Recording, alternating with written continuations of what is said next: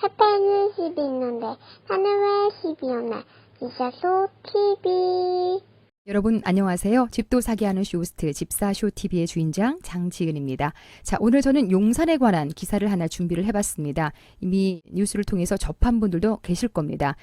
용산 하면은 몇 년 전까지만 하더라도 서울시 내에 이 집값 상승을 주도했던 그런 핵심 지역이죠.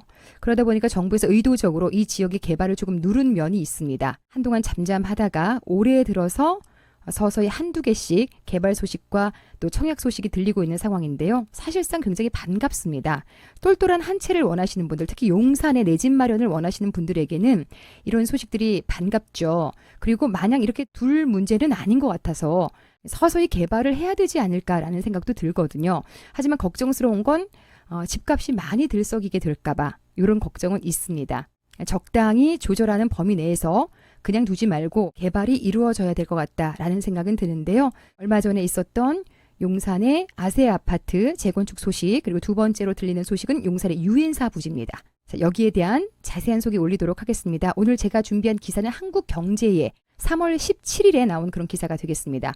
헤드라인은 황금 입지 용산 유엔사 부지 연내 착공, 집값이 들썩일 것으로 예상된다라는 기사입니다. 자, 유엔사 부지가 이제 복합 개발이 될 건데요. 일단 아파트가 425세대가 오픈이 되고요. 오피스텔도 들어서네요. 796실. 그리고 호텔도 들어서고요. 사무실, 복합시설 모두가 들어갑니다. 하지만 분양가 상한제가 적용되고 있어서 분양 방식에 대해서 고민이 된다라는 기사입니다. 분양가가 인근 시세 50에서 60% 정도로 예상이 되는데 인근 시세가 지금 한남 더일 같은 경우에는 9천만 원 정도거든요. 이러다 보니까 4,500에서 한 5천만 원 정도 선에서 분양이 될 것 같습니다. 그리고 용산 정비창도 내년에 사전 청약에 들어갈 것으로 보입니다. 그래서 용산 일대 부동산 가격이 들썩일 것 같다라는 그런 내용입니다. 자, 자세히 보도록 하겠습니다. 자, 우선 사진 한 장을 보시겠습니다. 환경 영향 평가를 끝내고 연내에 착공 예정인 서울 용산구 이태원동 옛 유엔군 사령부 부지를 보고 계십니다. 서울에 얼마 남아있지 않은 황금 입지로 꼽히는 용산구 이태원동 옛 유엔군 사령부 부지 개발 사업이 본격화되고 있습니다.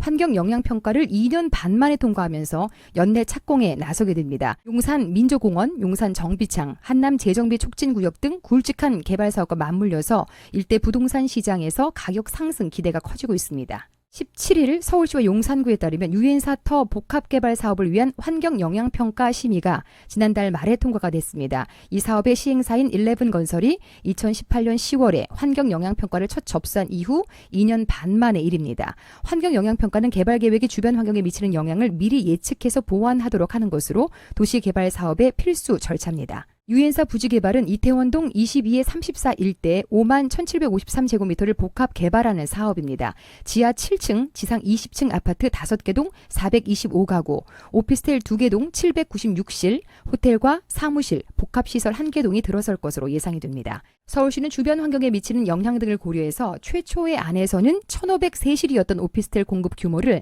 796실로 줄이고 공공보행 통로변, 인공 지반 녹지 등 녹지 공간을 추가로 확보하도록 했습니다. 이에 따라서 39.38%였던 녹지율이 49.29%로 늘어나게 됩니다. 공공보행 통로의 조망을 확보하기 위해서 브릿지도 삭제했습니다. 정비업계에서는 유엔사 부지가 개발되면 일대 랜드마크로서 역할을 할 것이라고 기대하고 있습니다.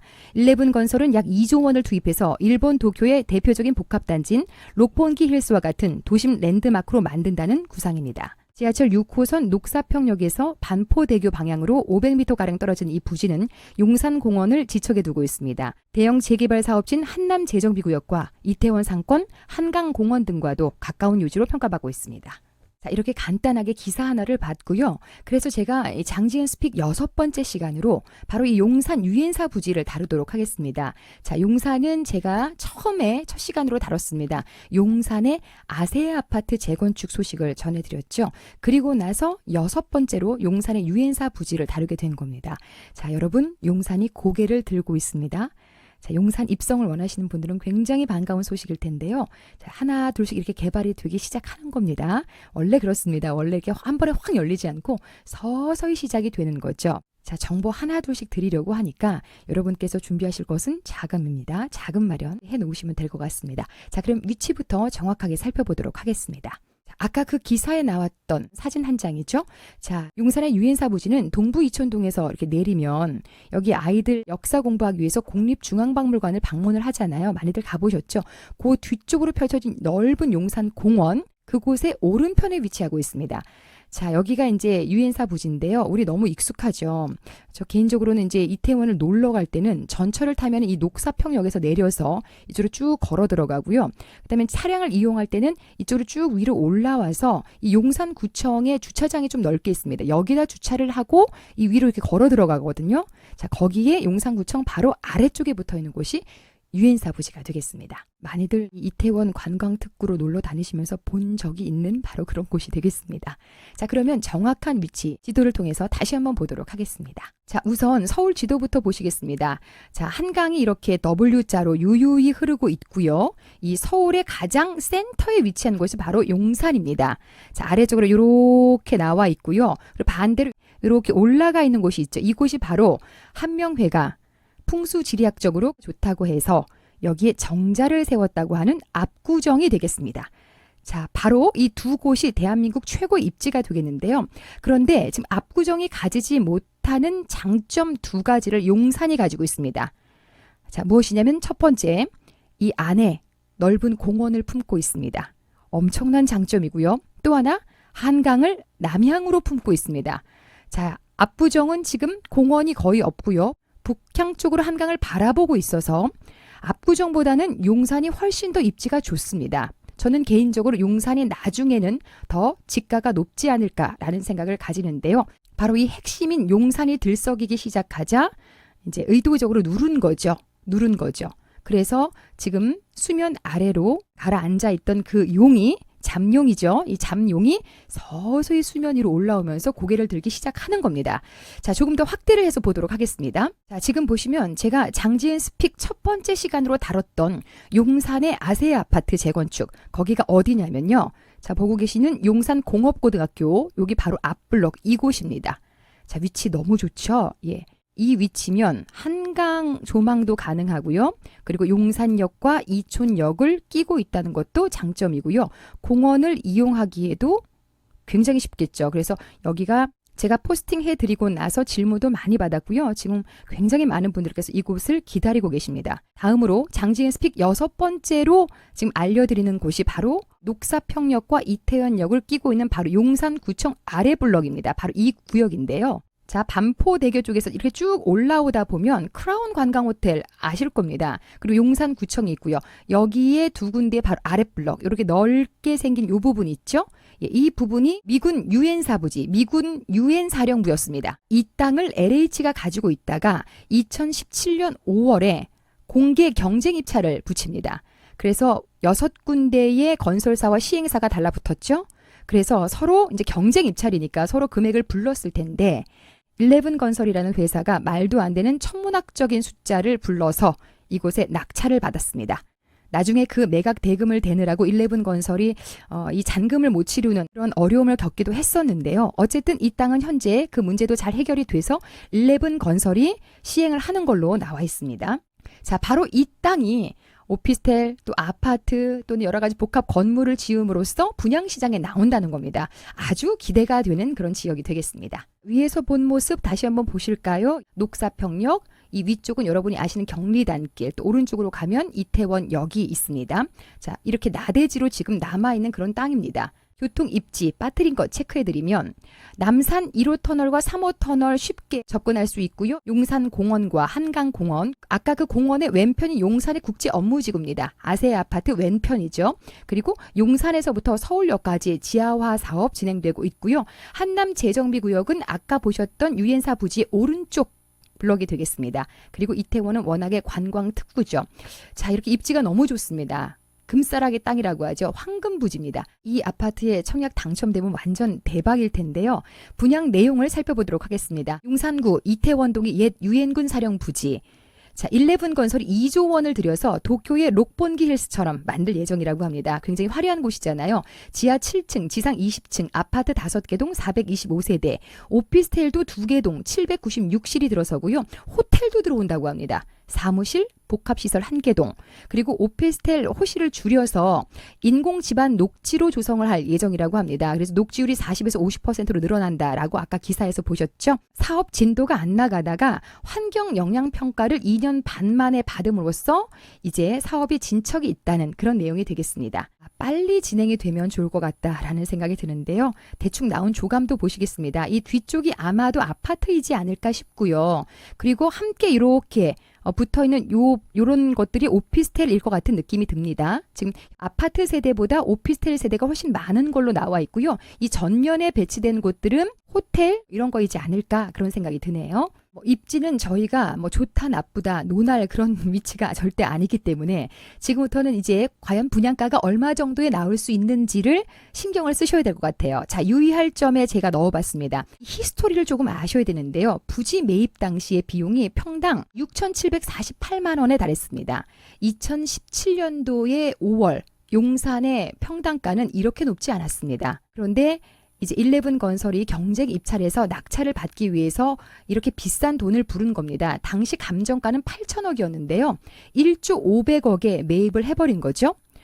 자, 요거 그때 당시 6개 건설사나 시행사 중에서 현대건설도 있었습니다. 근데 현대건설이 코엑스 맞은편 땅인 GBC 땅을 천문학적인 숫자로 가져갔잖아요. 그러다 보니까 이 유인사 부지에는 힘을 조금 뺐었던 거죠.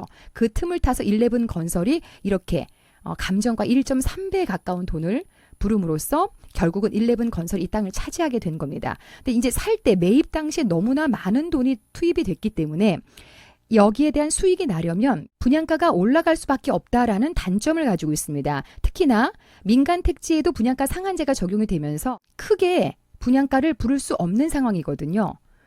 이런 상황이지만 평당 1억은 돼야 수익이 발생한다고 합니다. 이 수익성 문제로 지금 선분양을 해야 될지 후분양에 들어가야 될지 결정을 못하고 있는 상황인데요. 상당히 사업이 지금 미뤄진 상황이라서 더 미루기도 어려운 상황이라고 하네요. 선분양을 하게 된다면 올해 안에 청약 시장에 나올 것 같고요. 후분양에 들어간다고 하면 아직은 조금 한참 남았다라고 볼 수 있겠습니다. 자, 이러한 배경을 참고하시면서 분양가를 예측해 보도록 하겠습니다. 이곳이 또한 지형상 남산 조망권 때문에 건축물 높이가 해발 90m 이상은 못 올라가는 상황입니다. 최고 30층 이상을 못 짓는다고 하네요. 그래서 수익성을 높이기 위해서 오히려 고급화 전략으로 갈 것 같은 그런 느낌이 듭니다. 자, 이런 식으로 고급화 전략으로 가다 보면 분양가가 올라갈 것은 불보듯 뻔하고요. 또 하나 분양가를 예측함에 있어서 참고하셔야 되는 내용 중에 하나는 자, 보세요. 유엔사 부지보다도 더 반값의 부지를 매입을 한 나인원 한남이라고 있습니다. 평당 3,300만 원에 부지를 매입을 했거든요. 여기도 지금 수익성 문제가 걸려서 지금은 임대를 주고 있는 상황입니다. 여기 아직 분양 안 했습니다. 여기도 지금 이러한 상황인데 부지 매입을 2배나 많이 주고 한 유엔사 부지가 선분양에 갈 리가 없지 않을까라는 생각도 들고요. 지금 용산의 이러한 핵심 부지들, 황금 부지들은 평당 9천만 원 선인데 분양가 상한제가 적용되면 요 시세의 50에서 60% 수준의 분양을 해야 되잖아요. 그러면 평당 4,500에서 5천만 원 수준의 분양을 해야 되는데 평당 1억은 분양을 해야 수익이 난다고 아까 말씀을 드렸었잖아요. 그래서 선분양 가지 않을 것 같다라는 생각이 듭니다. 그래서 기사도 올해 분양 이렇게 나오지 않고 올해 착공이라고 기사가 나와 있는 겁니다. 자, 그런데 한편으로 생각하면 후분양으로 간다고 하더라도 수익이 꼭 날이라는 보장이 없기 때문에 지금 선분양하지 않을까라는 생각도 들고요. 또 하나는 인허가 받는 과정에서 너무나 시간을 많이 허비해버렸기 때문에 계속해서 뒤로 더 미룬다는 건 수익이 더 낮아질 수 있다는 거죠. 그래서 내친 김에 바로 선분양을 해버리자라고 할 수도 있다는 겁니다. 자, 분양가 예측이 어렵고요. 선분양인지 후분양인지 아직 결정이 나지 않은 상황입니다. 자, 주변 시세 보시겠습니다. 바로 이 부지가 지금 유엔사 부지인데요. 여기서 조금만 더 우측으로 가시면 여기가 나인원 한남입니다. 입지가 거의 비슷한데 여기는 3,300 수준의 낙찰 받은 거고요. 여기는 6,700만 원 수준의 낙찰을 받은 겁니다. 자, 여기가 수익을 내기 위해서 후분양으로 돌아선 거니까 여기도 후분양 되지 않을까라는 생각이 들고요. 한남 더힐은 더 오른쪽에 있습니다. 지금 나인원 한남은 매매가가 없고요. 임대 상황이니까. 그래서 한남 더힐의 매매가를 잠깐 보겠습니다. 자, 2011년도에 지었고요. 65평의 매매가 현재 50억에 나와 있습니다. 실거래가 최고액은 45억이고요. 자, 그래서 이렇게 조금 고급화 전략을 써서 평균 한 60평 이상으로 지어질 것 같은 그런 느낌이 드네요. 언제쯤 나올까 많이 궁금하실 텐데 건축 심의 등 인허가 절차를 거쳐서 이르면 연내 착공한다라고 기사는 나오고 있습니다만 수익성 문제에 걸려서 과연 착공은 들어가지만 분양시장에 나올 수 있을지 이게 관건인 것 같습니다. 솔직히 나오더라도 워낙 평형도 넓고 분양가도 생각보다 엄청나게 높게 나올 것 같아서 똘똘한 한 채 중에 더 똘똘한 한 채를 원하시는 분들, 그분들에게만 기회가 돌아갈 것 같은 그런 느낌이 듭니다. 오늘 장지은 스픽 6번째 시간으로 용산의 유엔사 부지 소개해드렸습니다. 기사가 막 쏟아져 나와서 관심이 많이 가긴 하셨는데 알고 보니 평범한 범인들은 근접할 수 없는 그런 수준의 그런 입지였고 그런 수준의 분양가일 거다라고 예측을 해드렸습니다. 자, 용산이 움직이고 있다라는 것을 알려드리려고 이 포스팅을 준비를 한 겁니다. 자, 용산은 여기 말고도요. 캠프킴 부지도 3,100세대 앞으로 나올 거고요. 그리고 내년 하반기가 되면 그 용산 정비창 여기도 3,000세대 넘는 세대가 사전 청약에 들어가게 됩니다. 그래서 아직도 기회가 많은 땅이 용산이거든요. 여기 한남 뉴타운까지 개발이 되기 시작하면 여러분들에게 기회가 올 겁니다. 미리 준비해 놓으셨다가 이곳이 입지가 이렇게 좋으니까 우리도 한번 입성해보자 라고 생각을 하시면 될 것 같습니다. 그리고 또 하나는 용산과 이제 한남 뉴타운이 이렇게 움직이기 시작을 하면요. 더 이상 대한민국 최고 입지는 강남 쪽이 아닐 수도 있다라는 겁니다. 항상 옮겨 다니잖아요. 용산과 한남 뉴타운에 관심 있으신 분들은요. 조금 더 깊이 있게 따로 공부를 해보셔도 좋을 것 같습니다. 오늘 내용 도움되셨나요? 예, 도움되셨다면 좋아요, 구독 꾹 한번 눌러주시고요. 저는 다음 시간에 조금 더 알찬 소식으로 찾아오도록 하겠습니다. 오늘 고맙습니다.